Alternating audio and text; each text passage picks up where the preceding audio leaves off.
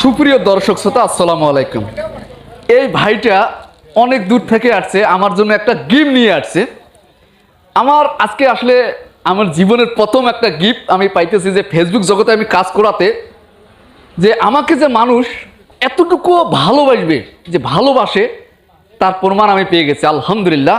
আসলে ফেসবুকে টাকা ইনকাম করার জন্য আমি মাঠে নামিনি, আমি ফেসবুকে মানুষের ভালোবাসা পাওয়ার জন্য আমি কন্টেন্ট তৈরি করে থাকি। ভাইজান, আপনি কোথা থেকে আসছেন? আমি এসেছি পাটগ্রাম থেকে। পাটগ্রাম থেকে?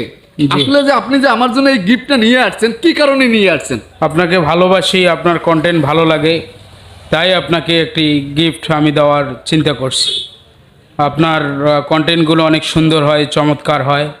হ্যাঁ, ভালোবাসা থেকে আপনাকে গিফটটি আমি দিচ্ছি আর কি, উপহার। অসংখ্য অসংখ্য ধন্যবাদ। শুধু দর্শক শ্রোতা, এই যে আমার জীবনের আমি ফেসবুক জগতে কাজ করাতে আমি